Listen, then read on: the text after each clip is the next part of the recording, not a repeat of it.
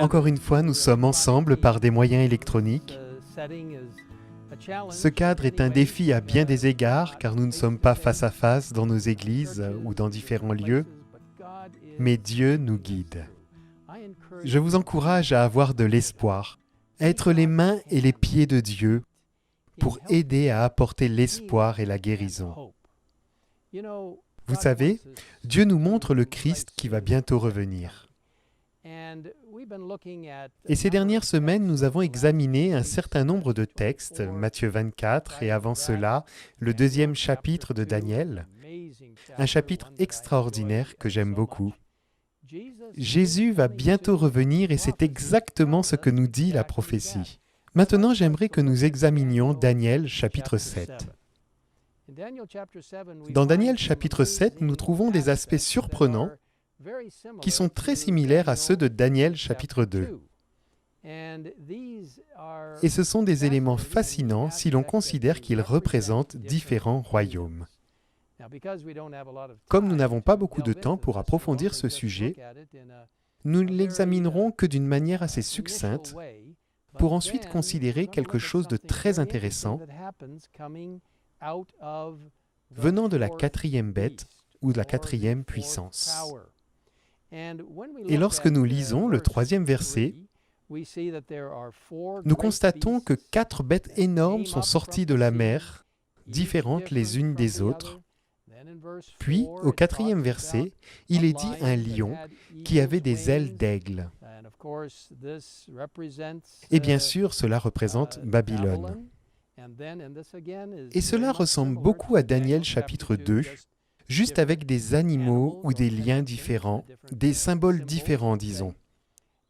Et puis soudain, au verset 5, un ours se dressait sur un côté. Il avait 3 côtes dans la gueule, entre les dents, les Mèdes et les Perses. Et puis nous lisons qu'un léopard apparaît au verset 6. Après cela, j'ai vu une autre bête qui ressemblait à un léopard. Elle avait 4 ailes sur le dos, comme celle d'un oiseau. Cette bête avait 4 têtes et la domination lui a été donnée. Et cela représente bien sûr l'empire de la Grèce et la vitesse d'expansion et essentiellement les 4 généraux qui ont pris la relève après la mort d'Alexandre le Grand.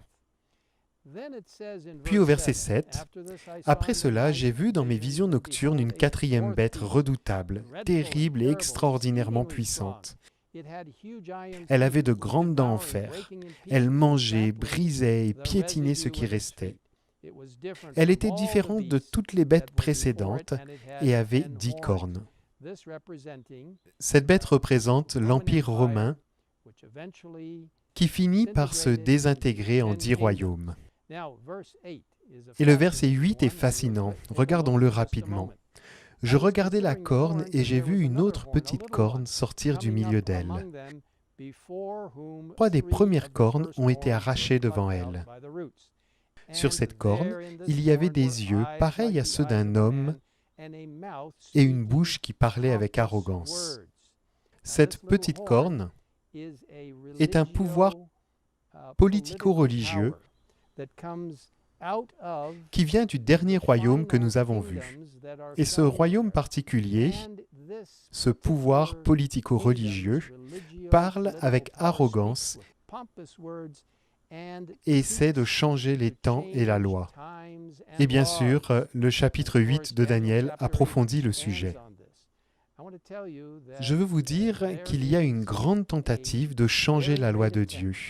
Et elle a déjà été changée, mais pas en réalité, car nous pouvons encore observer le 7e jour du sabbat. C'est le sceau de Dieu, sa connexion spéciale, sa compréhension pour nous qu'il est le Créateur, qu'il a l'autorité. Je veux vous dire que Dieu finira par l'emporter et que cette petite corne ne gagnera pas, parce que Dieu a le contrôle des choses. Je voudrais vous lire un passage très intéressant de la Tragédie des siècles, page 635. Quand la réforme du jour du repos et le retour au 4e commandement se propageront, le rejet de la loi deviendra quasiment universel. Le 4e commandement, bien sûr, concerne l'observation et le souvenir du 7e jour du sabbat par la puissance de Dieu. Les enseignements des conducteurs religieux ont ouvert la porte à l'incrédulité, au spiritisme et au mépris de la loi de Dieu. C'est sur eux que repose la responsabilité de l'iniquité qui règne dans la chrétienté. Chers amis, alors que nous traversons des temps très difficiles, prenez courage. Soyez les mains et les pieds du Christ et apportez la guérison et l'espoir. En indiquant aux personnes le message des 3 anges d'Apocalypse 14 et du 4e ange d'Apocalypse 18, tous liés à Daniel 7 et Daniel 8. Dieu vaincra, Jésus revient bientôt. Laissez-moi prier avec vous. Père qui est aux cieux, merci d'être aux commandes. Merci pour la façon dont tu peux contrôler notre vie et le destin de ce monde. Merci pour le message des 3 anges. Merci pour les prophéties qui nous ont été données pour nous aider à comprendre que même si des jours difficiles nous attendent, tu vaincras et que ton précieux 7e jour du sabbat, le sceau de Dieu, finira par triompher. Seigneur, sois avec chacun de nous, alors que nous proclamons ta parole par des actes merveilleux de bonté, en indiquant aux autres la sainte parole de Dieu et les prophéties qui nous indiquent le prochain retour de Jésus. Nous te demandons toutes ces choses au nom du Christ. Amen. Amen.